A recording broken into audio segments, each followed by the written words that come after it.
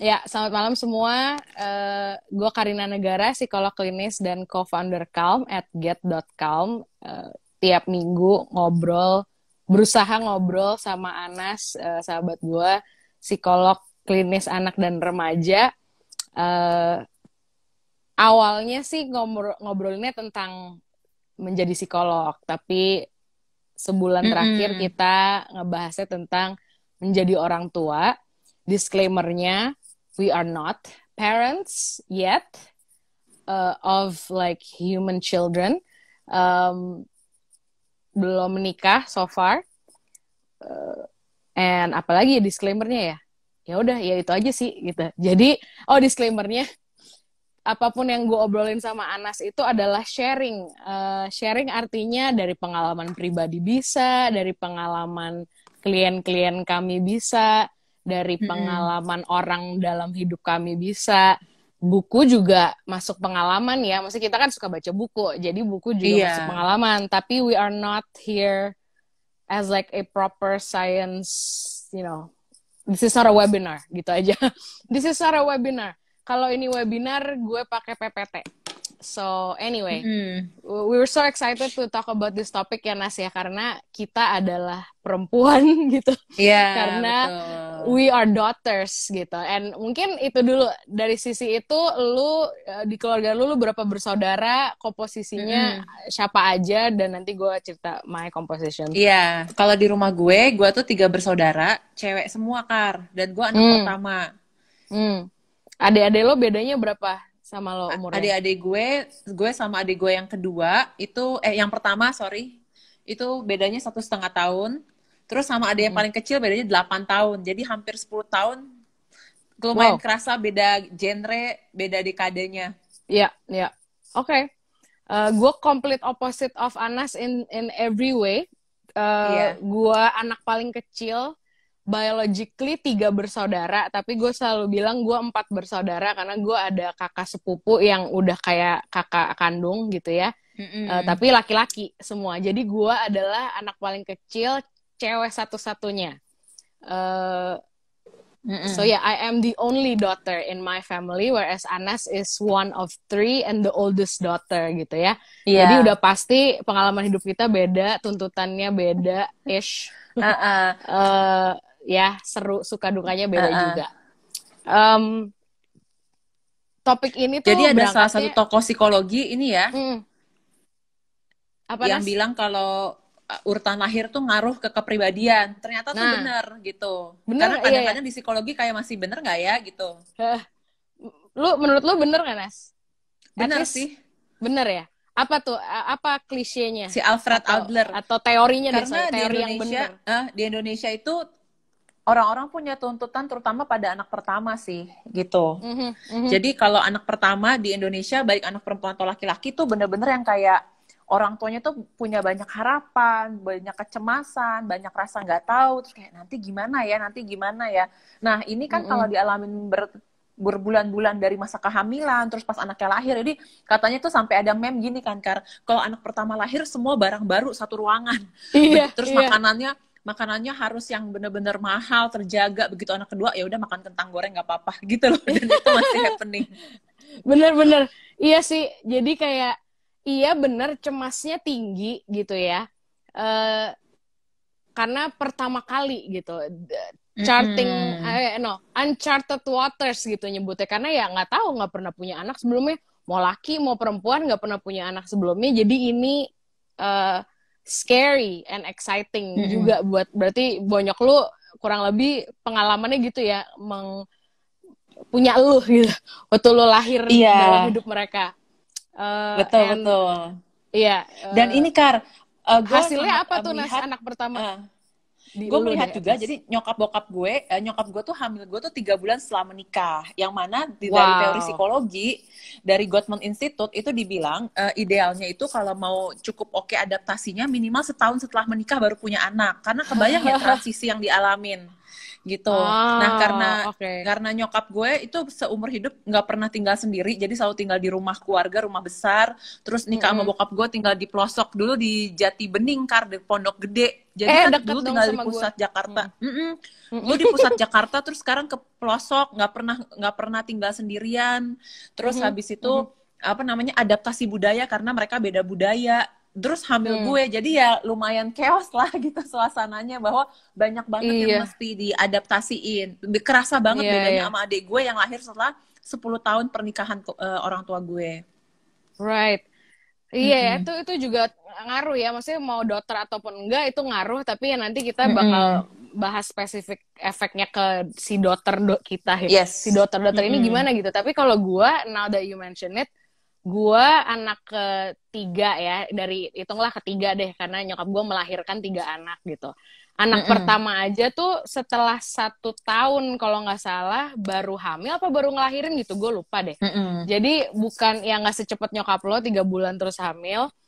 Dan gue tuh jadi inget nyokap gue tuh dulu kan gue juga nggak ngerti ya punya anak tuh susah atau gampang, izin untuk hamil deh, bukan punya anak. Untuk bisa hamil itu secara natural apakah susah atau gampang gue juga nggak ngerti, tapi nyokap gue tuh selalu ceritanya kayak susah banget gitu, sampai setahun loh baru dapet, baru hamil gitu, karena she was really longing for a child gitu. Jadi intinya waktu gue bedanya setahun doang, jadi kayaknya nyokap gue begitu udah bisa hamil udah deh langsung aja dar gitu ya. So bedanya gue sama kakak gue 88 Desember yang lahir pertama, lahir kedua 90 April tahun 90, maksudnya bulan April, gue November 91. Jadi bedanya cuman 1,5 tahunan yang udah lahirnya ya gitu. Tapi waktu hamil, nyokap gue selalu bilangnya kakaknya masih 6 bulan udah hamil gitu. So and the other thing is, berarti kan by the time punya gue, mau dibilang siap nggak siap sih bisa jadi juga belum terlalu siap, bisa jadi ya, karena kan ya itu nggak ada jeda yang terlalu banyak kan dari anak-anak berikutnya gitu. Jadi bedanya di situ. Rivalry happening nggak, Kar? Wah, berantem mulu kali, rebutan remote, bahkan sentuhan badan aja itu berantem, kayak apa yang terakhir apa sih gitu ya? Apaan tuh yang terakhir megang itu apa, coba, nggak make sense coba. Gue juga nggak ngerti deh. Tapi gue ingetnya kalau berantem itu remote TV atau kayak dorong kayak nggak dorong juga sih, pokoknya sentuhan yang terakhir nyentuh itu yang menang, apaan nggak ngerti deh. Terus kalau dulu ini rebutan makanan kalau di rumah gue, siapa yang ngabisin terakhir gitu.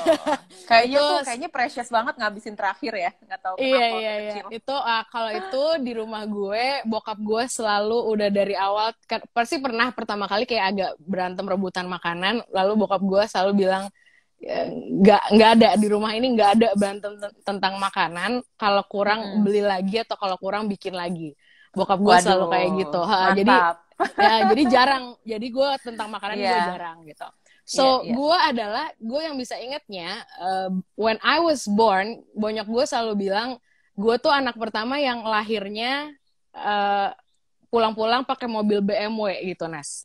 Jadi mereka bilang ya dulu Mas Ayas itu kakak yang pertama. Mas Ayas waktu ngelahir Mas Ayas, rumah masih ngontrak, mobilnya Mazda kalau nggak salah, dan Mazda second kali kalau nggak salah gitu ya. Terus anak kedua masih Mazda juga, rumahnya juga masih ngontrak gitu ya.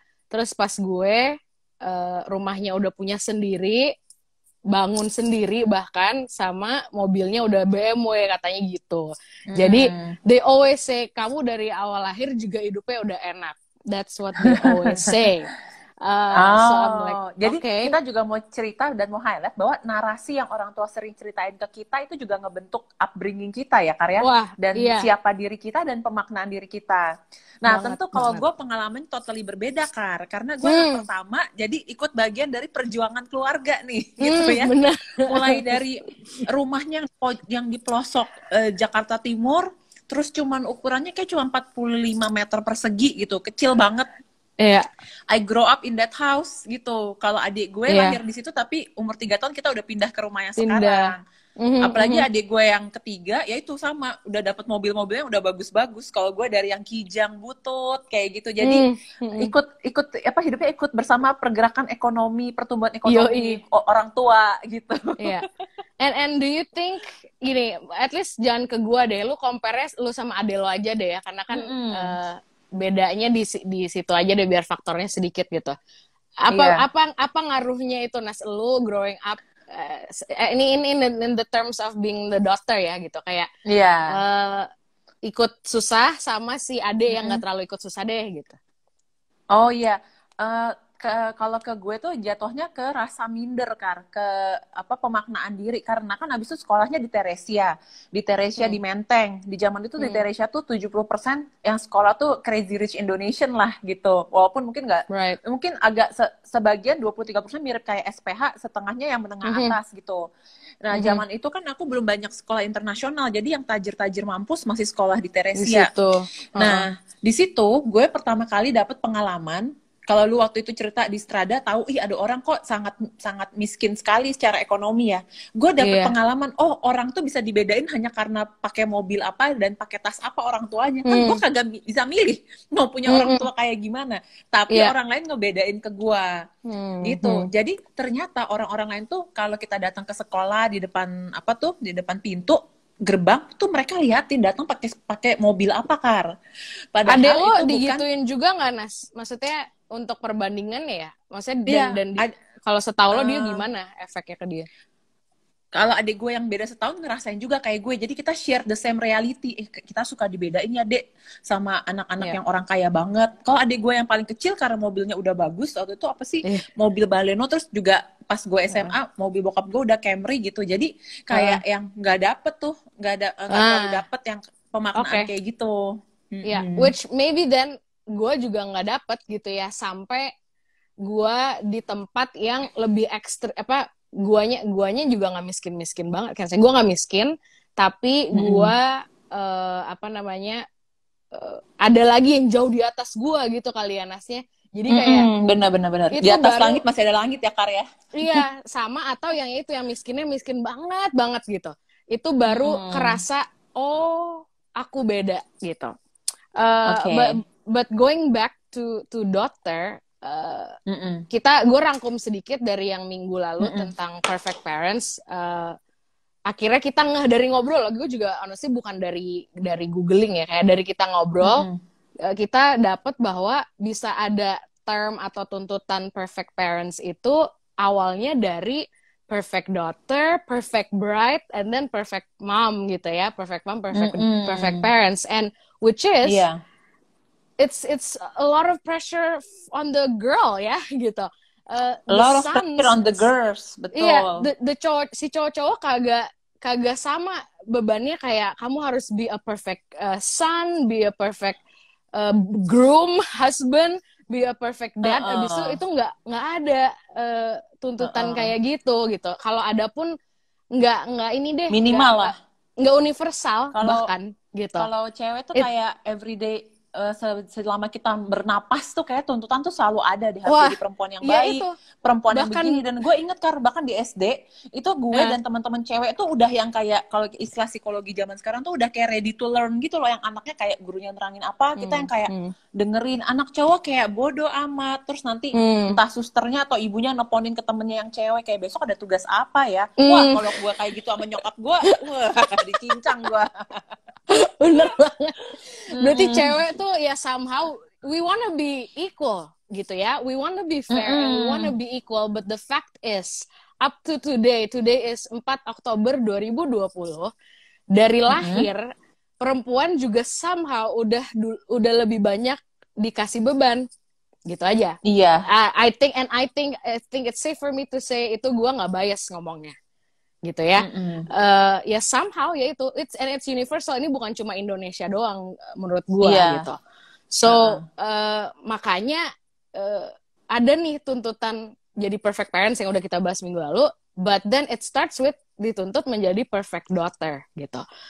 Apaan sih Nas perfect daughter? Kalau ini kita coba, ini yang teman-teman juga coba sharing gitu ya, bukan what you guys think gitu, tapi yang kalian tahu, kalian udah pernah dengar. perfect daughter itu at least di Indonesia deh gitu ya. Apa sih perfect daughter yang pada umumnya ya udah kalau kita bikin list nih gitu. Perfect daughter itu yang gitu titik coba gitu ya sambil kita ngobrol Nas. Kalau yang sepaham gue gitu ya, perfect daughter itu nurut nomor yang 1. nurut. Iya kan? Nurut udah pasti di kepala gue. Iya, itu juga gue udah pasti somehow nurut. Abis itu rajin ada juga di situ rajinnya, tapi ada ya rajin belajar iya, rajin kayak ngurus rumah juga iya, tapi rajin gitu ya. Iya. Abis itu apa tadi? Dan ini Kar, gue inget nurut, di beberapa rumah temen gue, anak perempuannya itu nggak boleh bangun siang, even hari weekend. Aduh, iya bener. Enggak, tapi di keluarga itu, gue enggak thanks itu. God. Kayak kan capek banget soalnya sekolah kita tuh jauh banget kan dari rumah. Lu tahu kan daerah rumah kita dulu kan jauh banget dari peradaban. Bener. Thank God karena dulu harus 5:30 bangun udah berangkat ke sekolah. Jadi kalau weekend atau terutama Minggu ya, Sabtu kan dulu masih sekolah. Minggu tuh boleh bangun siang kayak gitu. Jadi itu kayak, dan setelah belajar psikologi tahu bahwa tidur tuh penting banget buat perkembangan otak anak tuh kayak wah lumayan ya.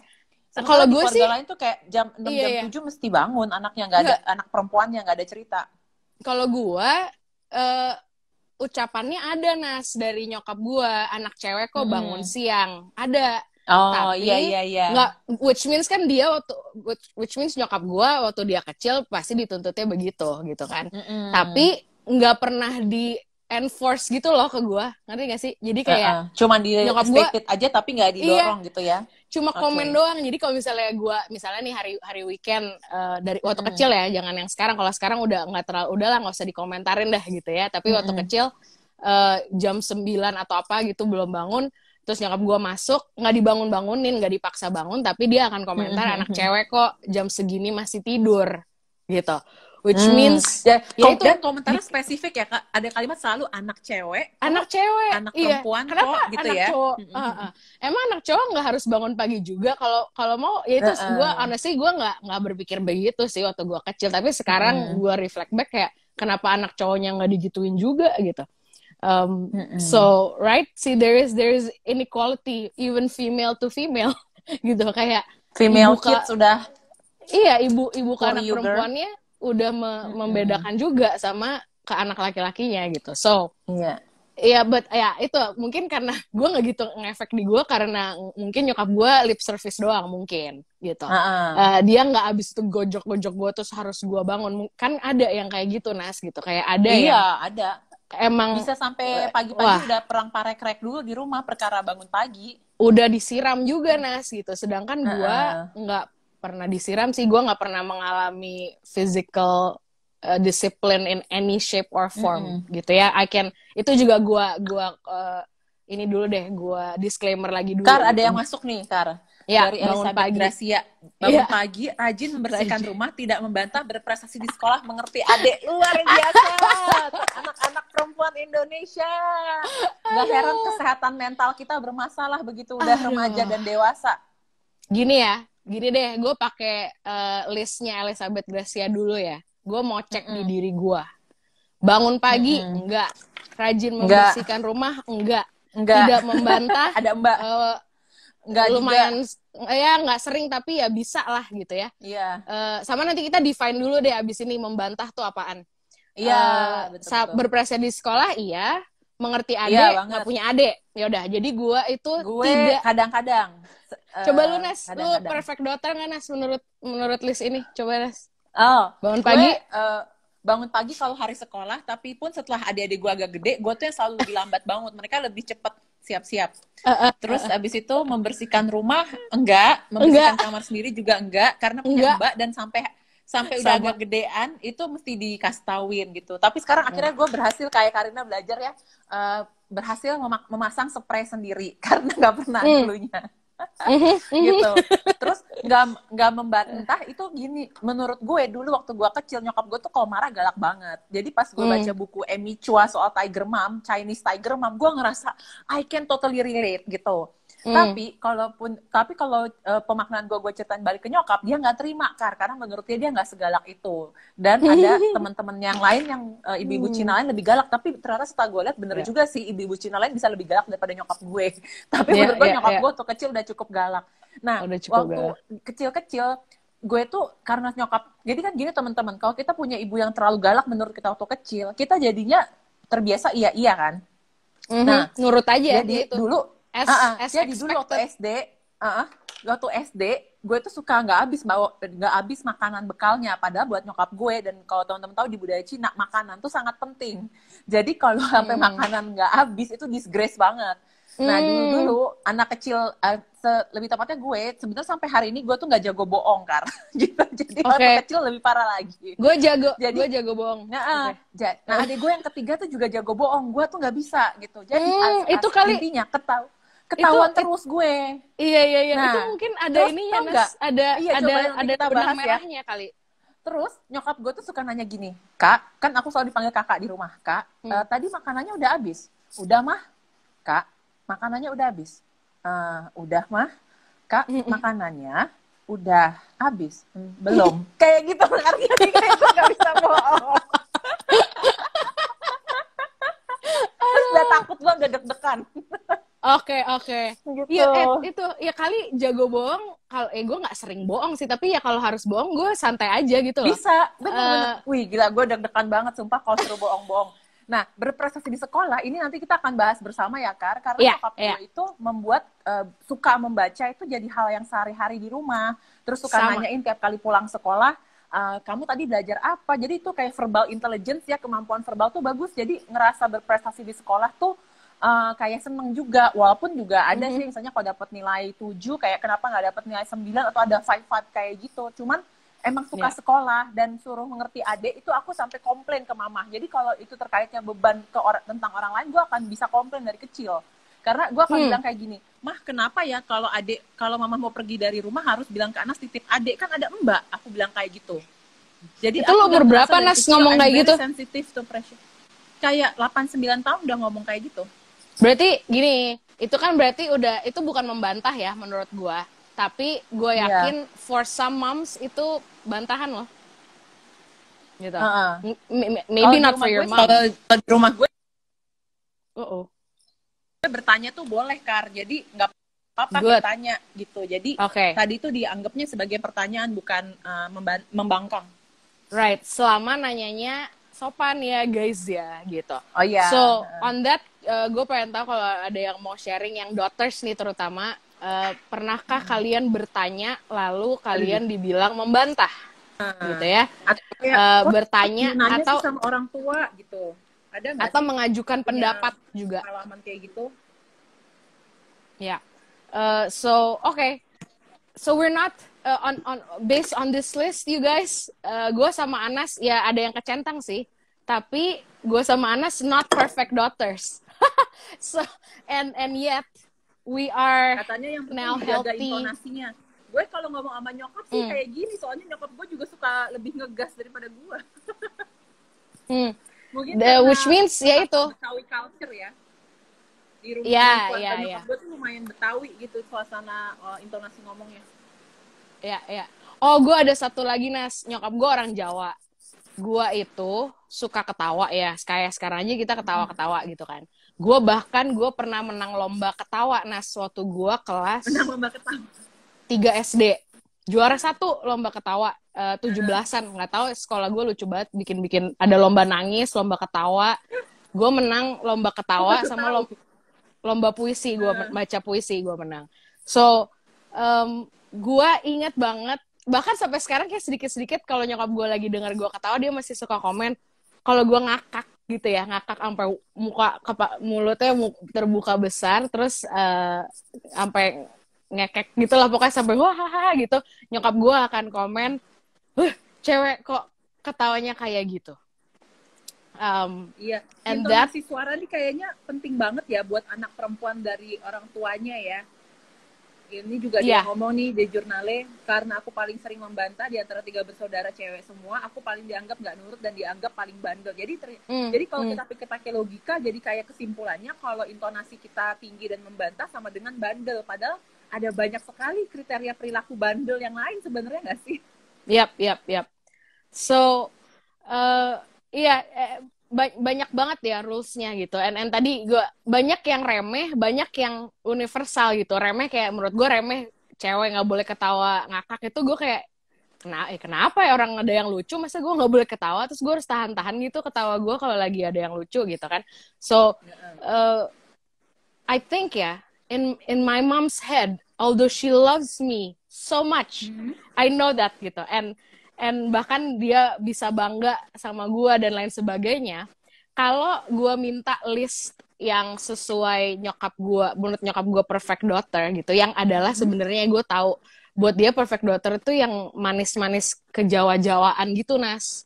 Manis-manis kejawa-jawaan ya. Iya. Kayak, padahal nurut-nurut aja ya.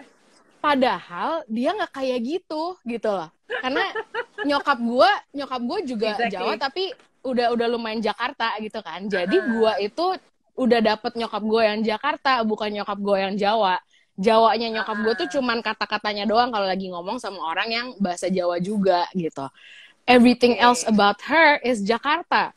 So I think she wants me in that sense to be what she's not, right? In that sense ya. Iya. Kayak which is susah dong ya. Gimana gue nggak punya contohnya anak perempuan yang kejawa-jawaan karena ibuku tidak kejawa-jawaan gitu.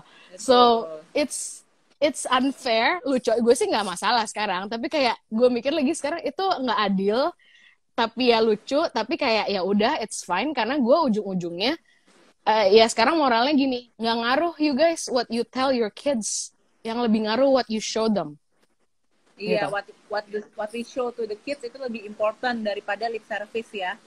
My mom tells me every day I should be like ya itu anak yang baik, manis, nggak ngaruh gitu. Cause all I did itu kayaknya lewat keluar masuk aja gitu, nggak ngaruh kayak gitu. Gue ujung-ujungnya ngelihat nyokap gue yang actionnya gitu ya.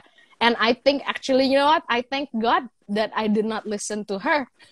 Because that Javanese daughter does not sound very exciting to me gitu.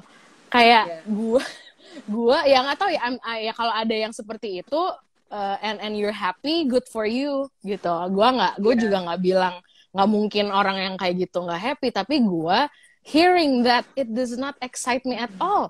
Nurut, diem aja, sekolah yang baik, sekolah nilainya bagus tapi nggak ada kayak variasi lain gitu selain belajar, gitu. That does not sound exciting to me. So I'm glad gue anaknya lebih visual daripada auditory gitu kali ya waktu kecil gitu. Nih feminin, kalem, rajin belajar sih ya, jago masak gue kagak. Listnya makin bertambah, luar biasa. Makin tambah kesehatan mental anak perempuan di Indonesia. Iya. Rajin bantu pekerjaan rumah. Again, I have mbak. Dan gak dipaksa juga sama nyokap gue, walaupun punya mbak kan bisa juga ya, Nas. Tetap juga harus rapi-rapi dan segala macam gitu. And mungkin pindah ke sambil reflect on ourselves, tapi juga pindah ke at least gini deh, ke the clients we help gitu kali ya, Nas. What kind of daughters have you met in your practice as a psychologist? What kind of daughters adalah gue nggak tahu kan, kalau di psikologi tuh kita punya pemahaman bahwa kadang tuh kita attract klien yang mirip kayak kita gitu kan, Kar. Iya. Nah, jadi gue kalau anak-anak cewek itu banyak yang gue tanganin tuh mereka yang internalized anxiety, yang cemas itu tinggi. Ada anak-anak pintar yang besok nih ulangan, kata mamanya kalau ulangan tuh dapat 8 atau 9, tapi malam ini dia bisa nangis dulu kayak orang sedih banget, takut banget mau ujian. Nah, exactly waktu gue kecil gue suka kayak gitu. Jadi kayak now I know the pathway kayak gitu. Nah, terus juga nggak tahu juga, mungkin ini bisa vice versa ya, dimana ketika banyak tuntutan ke perempuan, bahkan sampai udah jadi ibu aja kan tuntutan menjadi perempuan yang perfect itu tinggi ya. Jadi ibu-ibu tuh kurang belajar bisa connect sama emosinya dan belajar hangat sama anaknya, terutama Belajar apa? yang paling terdampak. Belajar hangat, warm. Hangat, oke. Nah, kayak Oke. wow, it's okay. Nah, jadi sering ketemu sama ibu-ibu yang anaknya masih umur 8-7 tahun itu ngasihnya ke logika, kayak kan kamu udah belajar, ngapain kamu takut, kayak gitu. Aku bilang, ibu, anak itu otaknya masih emotional brain. Jadi kalaupun misalnya dia ngerasain cemas, sedih, itu valid banget buat dia. Kalau kita kasih logika, nggak masuk, Bu. Logika itu cocoknya anak SMP SMA, aku bilang. Jadi kita perlu menerima dulu, oh kamu lagi cemas ya, ya udah deh mama temenin ya, kita belajar sama-sama ya. Kalau udah lebih tenang, nggak apa-apa, namanya juga karena besok ada, kadang ada yang mau lomba tari juga udah bisa nangis cry banget gitu, terus nggak apa-apa kita coba dulu aja. Terus tipe-tipe anak yang slow to warm up, jadi butuh di briefing dulu lebih lama daripada anak-anak lain, butuh reassurance yang tinggi gitu sih Kar yang gue ketemuin. Kalau lu gimana? Oke. Gue interestingly, dulu gue juga pernah, tapi gue tuh nggak terlalu banyak momen dimana gue extreme anxiety kayak gitu, Nas, gitu ya. Gue personally ya, gitu. Tapi pernah emang ada sekali, gue inget, gue tuh lagi di Amrik, ini about school ya. So gue berprestasi, tapi seingat gue nggak pernah ada kayak rasa kalau gue nggak berprestasi gue kayak gimana sih, nggak ada stresnya gitu. Jadi gue di opposite-nya, I think ya, dimana gue berprestasi karena gue happy gitu kali ya. Kayak I enjoy doing this, terus nilainya bagus. I enjoy doing this, terus nilainya bagus. Jadi gue seingat gue kayak gitu. Tapi pernah ada satu momen dimana gue lagi liburan di Amrik. Waktu itu yang lagi kerusuhan. Jadi liburannya panjang banget, 2 bulanan gitu. Gue pertama kali ke Amrik, saking panjangnya liburnya, ya inilah ya ibu-ibu Asia, kelamaan nih liburnya, jadi gue dilesin, Nas, di Amrik. Gue mau liburan malah dilesin, coba. Gue dilesin, les bahasa Inggris, les apalah gitu pokoknya. Dan ya somehow bahasa Inggris gue I was 8, 9, something like that, udah bagus bahasa Inggris gue. Jadi waktu gue tes, gue harusnya kan kelas 2 SD tuh gitu, 2-3 SD lah. Gue tes masuknya, gue masuk sama anak kelas 6 SD gitu. Wow.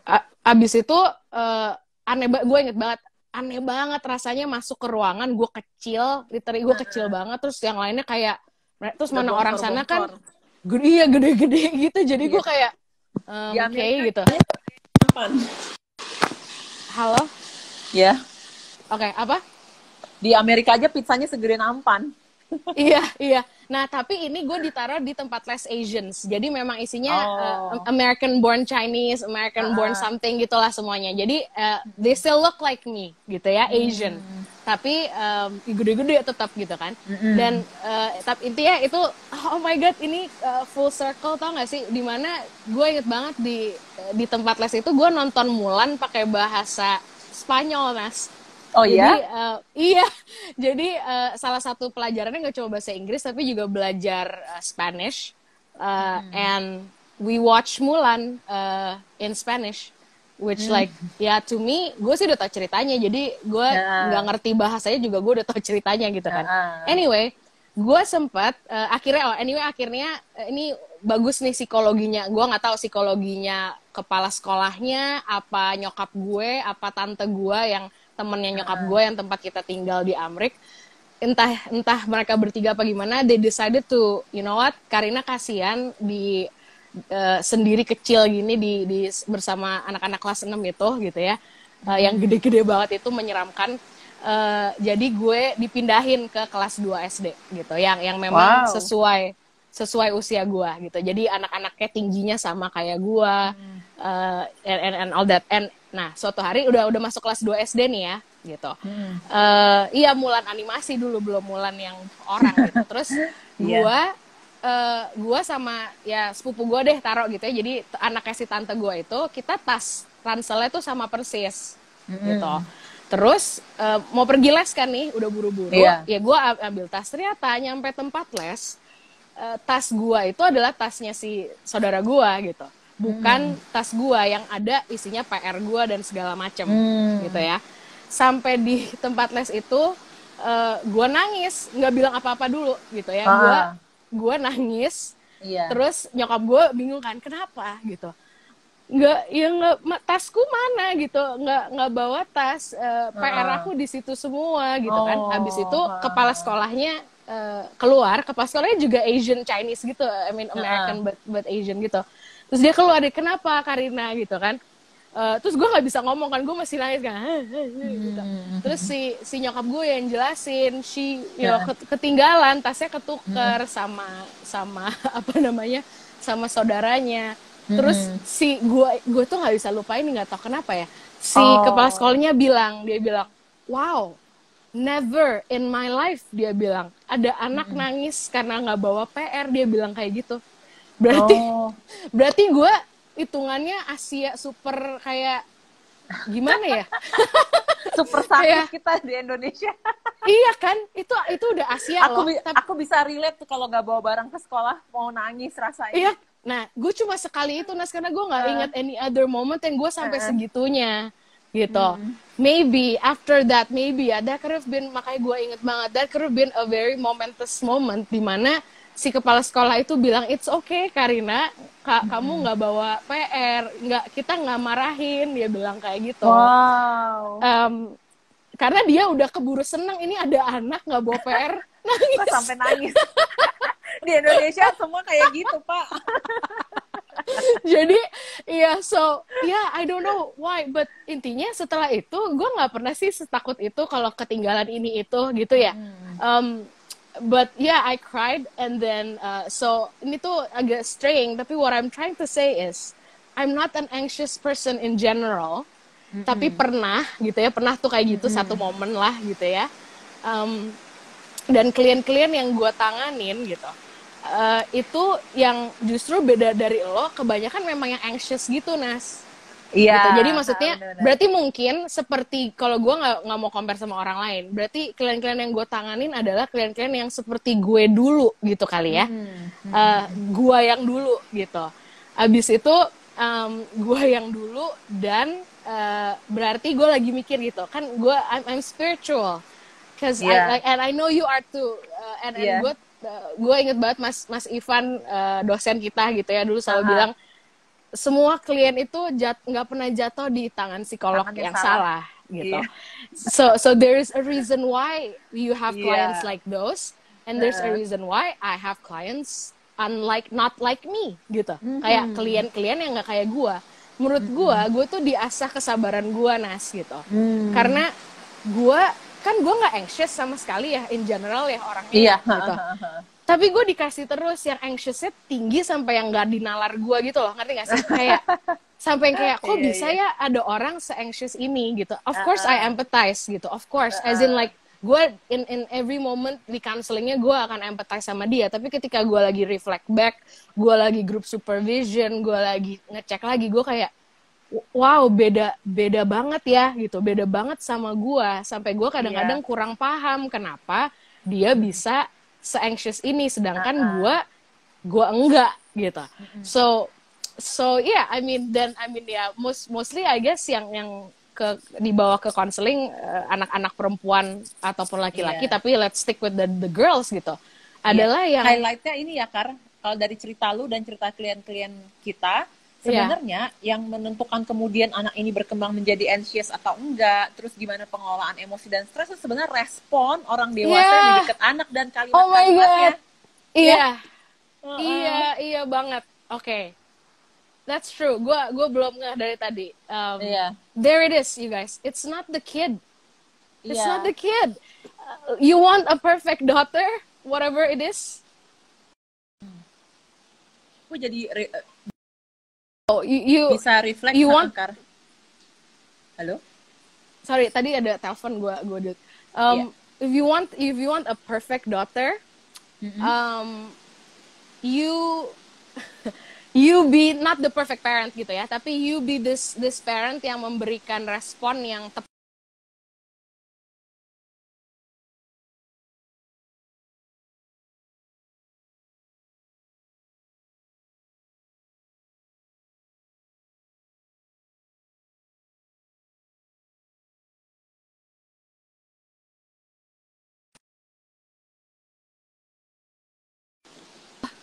Yes. Sorry guys. Tadi ada Iya. telepon terus udah gue reject, dia telepon lagi. Anyway, Oke. Iya, iya. where were we? Orang tua yang apa? Kalau orang tua pengen ya. anak yang perfect. Iya, itu mau yang tadi yang nurut lah apa segala macem itu ya. Itu mau bisanya kalau mau kayak gitu harus jadi orang tua yang bisa memberikan respon yang tepat gitu. Iya. Nas, I can hear you but I can't see you. Di gua lu hitam. Oh ya? Yang lain bisa lihat Anas. There it is. Oke, there you are. Oke, udah balik. Oke. Kalau ntar gue pindah tempat yang lebih beda. Kar, Iya. ini Kar, apa namanya? Respon-respon kalimat-kalimat. Makanya kenapa sekarang gue juga suka sharing soal reflective communication, karena tadi otaknya anak lagi dalam masa pembentukan. Dianya jadi bakal anxious atau dia jadi biasa aja, atau kita bilang well regulate, itu tergantung kalimat-kalimat yang kita pakai. Yang tadi, Karina nggak bawa tas, nggak bawa PR, nggak apa-apa, kan Nggak kita apa-apa. harus coba. Dibanding kayak, ya kamu gimana? Kok kayak gitu kamu nggak bisa gitu. Masa Jadi lupa itu yang, sih? Gitu. gitu. Nah, gue sendiri tuh, gue ngerasa, nanti kita akan bahas sedikit kaitan antara anak perempuan dengan ayah ya, karena gue ngerasa tuntutan menjadi yang terbaik, karena bokap gue tuh kan dari budaya Jawa. Gue ngerasa di budaya Jawa tuh ada lumayan trait, di mana tuh dipandang orang penting, Kar. Di keluarga nyokap gue yang Chinese tuh hampir nggak ada tuh. Kayak yang penting orang kerja. Tapi di beberapa, gue udah ngobrol sama adik gue, sama teman-teman kita tuh ngeliat nih, kok kayak ada somewhat trait dari budaya Jawa. Mungkin teman-teman yang budaya Jawa mungkin bisa relate. Kayak dipandang orang tuh penting, termasuk anaknya tadi. Anaknya berprestasi apa enggak, termasuk anaknya nanti sekolah di mana gitu. Makanya kenapa masuk negeri tuh kayaknya pas kuliah tuh happening banget gitu kan. Jadi tidak memikirkan kesehatan mental kita. Nah di situ gue merasa, sebagai anak kan kita itu ya budak cinta banget nih ke orang tua ya, bucin. Jadi when I see and I feel that my fathers really want me to become that, bukan cuma berprestasi loh, kayak itu bagus kan lagi di panggung kan gitu kan, dia dapat ini loh gitu. Jadi kalimat-kalimat a glimpse dari seorang ayah ke anak perempuannya tuh rasanya kayak I have to be like that gitu loh, Kardi gue dulu. Oke. That's interesting. Gue juga lagi mikir ya, karena itu seingat gue sih nyokap gue nggak pernah. Nyokap gue kan yang orang Jawa, bokap gue orang Sunda, Sunda Bandung gitu. Nyokap gue sih nggak pernah terlalu itu kayak, mungkin they're together ya, maksudnya as parents, I guess mereka menyampaikannya bersamaan gitu, bahwa kayak ayo nilainya harus bagus apa segala macam gitulah. Tapi nyokap gue kayaknya nggak terlalu gitu, kayak somehow ya. Jadi kayak nilainya bagus, tapi seingat gue tuh nggak ada dari kata-kata, Nas, cuman dari dia ngelesin gitu, kayak jadi nggak ada kata-kata kamu lebih nilainya ke harus support ya, karya providing ya, kalau butuhnya apa resource-nya dikasih. Gitu. Jadi kayak terus gue inget Kar, biar bisa semua, jadi nyokap gue biar bisa semua tuh berenang dilesin, musik dilesin, pelajaran begitu, kayaknya SD lah, TK mah nggak perlu les pelajaran ya, jadi kayak mulai SD perlu nilai bagus kan gitu kasarnya, ya udah les gitu. Tapi nggak ada kata-kata dari nyokap gue bisa dengernya suara bokap gue bukan nyokap gue gitu ya, bahwa you have to be like the best or you have to be ranking 1 or anything like that gitu. Nyokap gue tuh orangnya lebih kayak usaha, yang penting effort. Kalau bokap gue tuh title penting gitu. Berarti udah in that way, then it's not about culture dan Nas, karena bokap gue bukan orang Jawa dan dia jadi mungkin part of masculinity. Kita bisa bikin hipotesa. There it is. It could be masculinity karena ya itu. And now I'm very masculine. I'm not a man gitu ya. I'm Terus still inget, Kar, a woman, but I'm very I have tons of masculine traits gitu. Karena diminta kali secara unconscious. Bener-bener. Kar, bokap gue itu memakai narasi ini berkali-kali, bertahun-tahun hidup gue, dari gue SD sampai gue SMA, Kar. Bahkan mungkin sampai kuliah tuh. Nas, di dunia ini orang tuh cuma 2. Dia bilang ini kalau waktu sekolah, Nas, guru itu cuma akan inget 2 tipe orang. Orang yang paling bodoh di kelas sama orang yang paling pinter. Nah, kamu tinggal pilih kamu mau jadi yang mana. Kan cemas digituin. Karena selalu ekstrim atas ke bawah. Sekarang I know gitu, karena kan aku cerita ke teman-teman juga kalau udah sering nonton Instagram gue, salah satu part goal terapi gue ke psikolog itu ngebantu gue tuh biasa-biasa aja, punya yang range emosi di tengah-tengah, hidup tuh biasa-biasa aja. Nah, jadi kebayang itu tuh kayak indoktrinasi di gue. Terus belakangan pas udah gede, itu bokap gue tuh ngomongnya kayak gini tuh dari remaja gitu, kayak gini, Nas, orang tuh di dunia cuma 2, becoming number 1 or being different, so you choose again. Jadi kan kayak Oh my God, gue selalu berpikir dulu sebagai seorang anak dan remaja, gue pikir opsi gue cuma dua itu kan, jadi gimana gak makin cemas gitu. Iya, iya, iya, iya. Jadi Kalau orang tua bokap, tuh penting banget loh, narasi-narasi yang kita kasih ke anak itu benar-benar jadi unconsciousnya anak gitu. iya, maksudnya teman-teman yang nonton gue nggak tahu nih apakah banyakan yang sudah punya anak atau yang kayak gue sama Anas gitu ya, someday maybe, who knows gitu. Tapi ya utamanya dan yang sudah punya gitu ya, and yang definitely mau punya someday, whether it's in the sometime soon gitu or sometime later, moralnya kadang-kadang nggak gue sama Anas kasih ya gitu, kayak moral, tapi ya ini sedikit-sedikit jadi dapat kan gitu moralnya, bahwa it's in the words you use to her, to your daughter gitu, because ya itu kata-katanya, kalimatnya. My mom, ya gini, menurut gue sih kalau gitu, ini gue ngasal ya, by the way, gue nggak pernah double check ke emak gue atau ke bapak gue, tapi nyokap gue tuh kayaknya actionnya berdasarkan tuntutan bokap gue juga kayaknya ya, gitu. Jadi kayak, betul. Jadi kan dia ngeliat nih suami gue tuh butuh banget anak-anaknya berprestasi gitu ya. Jadi dia bridging ya. Iya, gue nggak perlu minta-minta anak gue berprestasi, kayaknya nyokap gue gitu, udah cukup suami gue aja, tapi ya udah kalau gitu sini gue salurkan support yang anak-anak gue butuhkan supaya mereka bisa jadi berprestasi gitu. Kayaknya tuh gitu, karena I do not hear her tell me I have to get an A, Nas, tapi I hear my dad say it all the time. Dulu kayak kalau bokap gue caranya pakai comparing dirinya sendiri, Nas. Papa tuh dulu juara 1 terus. Papa dulu gini gitu ya. Papa juara 1, papa ini, papa itu, kamu juga harus bisa, digituin. Wow. Itu kalau di lu rasanya apa, Kar? Kalau lu merasanya apa? Kan pemaknaan anak beda-beda. Iya, gua tuh dulu rasanya kayak nggak ada kayaknya unconscious pressure-nya ya gitu. Karena gua kayak itu gue lebih excited aja, gue kayak oke, gitu. Kayak oke. Is that a challenge? I'll take it, gitu loh, kayak dalam hati gitu. You want me to be like you, you-nya bukan laki-laki ya, tapi to be like you, who is like, you know, excellent and nilainya bagus terus. Alright, I'll show you I can be like that, gitu. And I did gitu, and I did show him gue ranking dan lain sebagainya. So mungkin di situ, Nas, makanya Mas, ini gue lagi mikir, gue lagi refleksi diri sendiri ya. Makanya maskulin gue kenceng, karena siapa yang gue tiru? Bapak gue. Gitu. Tapi bukan kelaki-lakiannya, tapi prestasinya gitu. Dorongannya ya. Drive-nya, prestasinya gitu. So, I think I'm still alive and healthy and secure right now karena ada emak gue sebagai balancernya, Nas. Ya. Iya, sebagai balancernya juga, di mana with her, I don't have to be anything. That's important ya, teman-teman. Kalau kita punya orang tua yang bersama si orang tua ini, kita just be kids gitu ya. Karina just be Karina, Anas be Anas. Terus, itu benar-benar bikin relax otak dan syaraf parasimpatetik kita gitu ya. And I'm tearing up right now gitu, karena ya kalau nggak ada nyokap gue yang kayak gitu, I don't know what I'll be like today. Not like this, gitu. Not like this, definitely. Karena lu itu gila juga ya, itu tuntutannya nggak fair nggak sih? You have to be like me. Jangan gituin anak-anaknya ya, bapak ibu ya. They cannot be like you. And isn't it great that you are not very good people? Kenapa minta anaknya jadi kayak orang elu aja, bukan manusia yang bagus-bagus amat, gitu.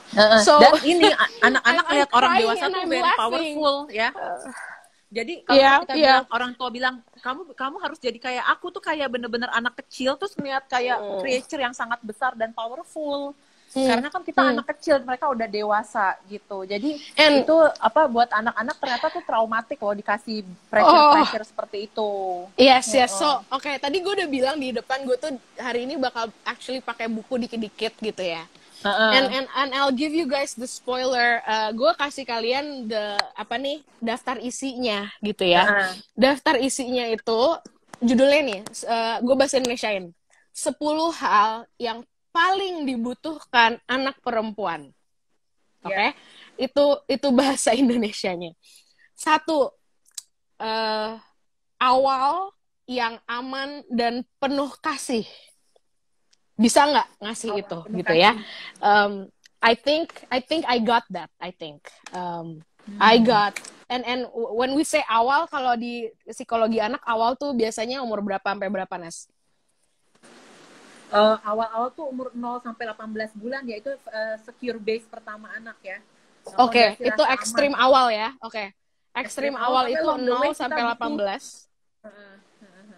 Habis itu kan ada 0 sampai 5 tahun ya, Nas, yang disebut golden period biasanya. Benar-benar. Tapi I would say 0 sampai 10 itu juga ya semuanya aja golden period ya. Karena nanti masa remaja itu tricky banget lagi gitu. Iya, ntar kita bahas berbeda ya masa remaja. Iya, so okay, let's start. Let's say, dan itu udah bukan start, right? That is the middle. So the start is 0 sampai 18. Habis itu 0 sampai 5. Let's put it there, ya. Iya. So okay, you guys coba sekarang reflect back on your 0 to 18 months and 0 to 5 years. Did you have a secure and loving start? I did. Gitu. Yeah.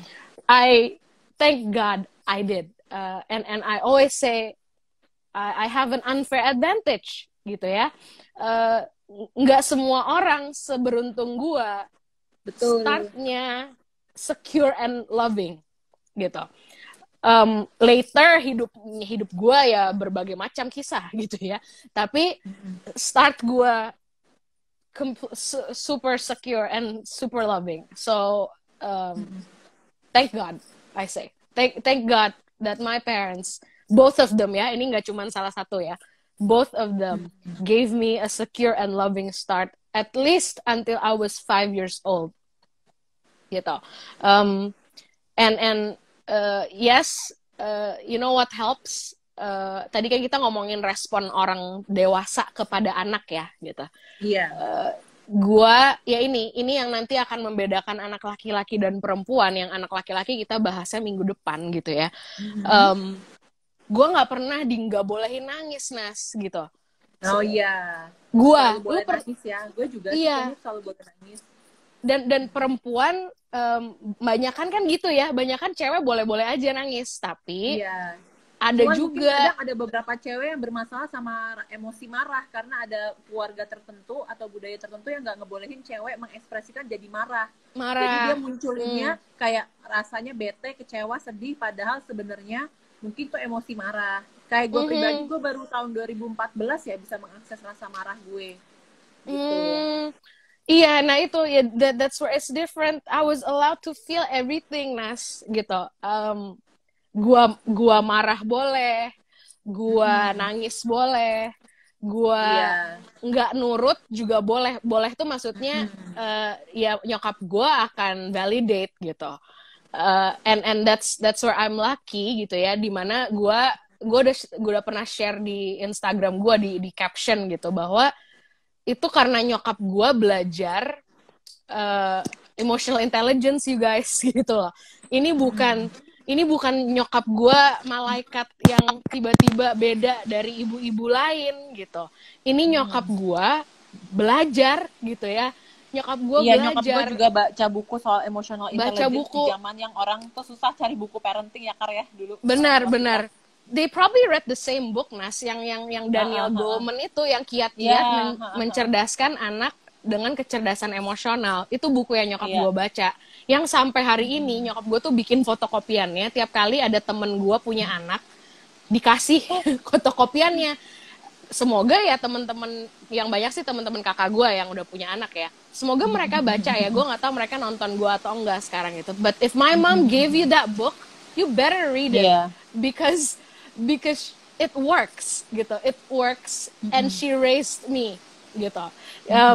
She raised me yang I'm emotionally intelligent and I'm emotionally secure gitu. And that's because the first 5 years gitu. my Iya. first 5 years she was awesome gitu. I mean she's still Iya. awesome now, tapi kan nggak perfect ya orang tua gitu. Benar. But my dad ya juga karena ini anak perempuan ya gitu. Ya nggak pernah juga kan dimarahin kalau gue nangis gitu. Ya itu nggak Iya. adilnya. Nanti ini nggak adilnya buat yang laki-laki nih ya Betul. gitu. Nggak adilnya buat kakak-kakak gue gitu. Dimana gue boleh nangis, mereka nggak boleh gitu. Kasian So ya. kasiannya ke mereka kalau di sisi itu gitu. Tapi ya itu, I was a lot, ya gue marah boleh, karena sekarang gue marah bisa-bisa aja. Gue isu marah gue tuh lebih waktu remaja yang emang gue hormonalnya luar biasa gitu ya. Tapi sekarang udah I'm good gitu. I'm good. So number one itu ya gitu. Number two bahasa Indonesianya, bahasa Inggrisnya dulu. Tadi kalau yang number one, a secure and loving start. Number two, the chance to be wild and time to be a child. Jadi kesempatan untuk liar dalam tanda kutip dan waktu untuk menjadi anak-anak. Gitu. I think gue singkat dulu, gue mau coba compare gue sama lo aja deh Nas gitu ya. I think si time to be a child-nya itu gue dapat lebih banyak daripada lo Nas, karena lo kakak. Betul. Gitu. Dan ini bagian part gue yang mau gue sharing adalah karena gue anak pertama, lahirnya di saat relasi orang tua masih adaptasi habis menikah, dan ternyata along the way mereka punya isu marital relationship, itu mempengaruhi kecemasan si anak gitu. Jadi kadang-kadang kita nyokap gue tuh udah baca semua buku parenting. Aku ngerasa 5 tahun pertama hidup aku kayak belajar baca, aku doing art buat ekspresin emosi tuh diajarin nyokap dari kecil. Jadi highly stimulated environment. Aku bisa punya banyak bahasa-bahasa yang bagus tuh karena baca buku cerita, dibacain cerita, juga les bahasa Inggris, les piano. Tapi itu semua ternyata kalau fondasi relasi orang tuanya tuh nggak secure, itu juga scattered juga ternyata gitu. Walaupun ya tetap aja ada yang bisa disyukurin. Kalau nyokap gue nggak suka baca buku, gue nggak punya kemampuan bahasa dan intelektual kayak gini, tapi sense of security itu ternyata nggak bisa tergantikan dari fondasi relasi orang tua sebagai pasangan. Benar. That's why I always said, kalau kita sayang sama anak kita, please work on your marriage relationship gitu. Work and I guess ya itu, my parents are not perfect, they don't have the perfect marriage either gitu ya. Tapi ya itu, at least for me in my life, for the first 5 years of my life, they were fine gitu for me. Gitu. Jadi gue nggak ada penting banget tuh kesempatan dibolehin jadi anak-anak tuh ya di masanya anak-anak ya, just be kids gitu kan. Jadi daripada nanti kayak aku setelah dewasa itu butuh lagi tuh ngulang lagi masa remaja karena ketahan di masa remaja. Jadi teman-teman, kalau kita jadi orang tua ternyata itu let kids be kids, let the girl or the boy, even they are girl or boy, tetap jadi anak-anak di masanya ya Karya. Nas, ini di gua timernya udah masuk. Are we gonna go another hour? I think we will. Boleh. Ya. Kan tadi timestamp-nya belum selesai ya. Iya. So, ya udah, sekarang dilanjutin aja dulu, tapi nanti kita mulai lagi ya, guys, kalau udah mati ininya. So, the thing is, orang Indonesia, apalagi tadi kita ngomongin orang Jawa nih ya, wanita Jawa, anak perempuan Jawa. The chance to be wild, Nas. Mana boleh cewek nggak boleh liar. Anak Jawa. Iya. Wah, mana boleh. Itu tadi ketawa ngakak aja dimarahin, apalagi ngeberantakin, apalagi lari-lari. Naik-naik, Naik-naik, manjat-manjat. Itu kan kayak monyet. Kayak, bukan kayak, mending dibandingin sama monyet. Dibandinginnya nggak sama siapa-siapa. Cuma bilangnya, anak cewek kok kayak gitu. Nggak boleh anak cewek naik-naik. Terus anak laki-lakinya boleh gitu. Kayak, it's ini susah sih menurut gue. It does not sound that simple for Indonesian parents. I don't think the chance to be wild, nggak boleh sama mereka kali itu. Itu malu-maluin gitu. So I never, even itu ya.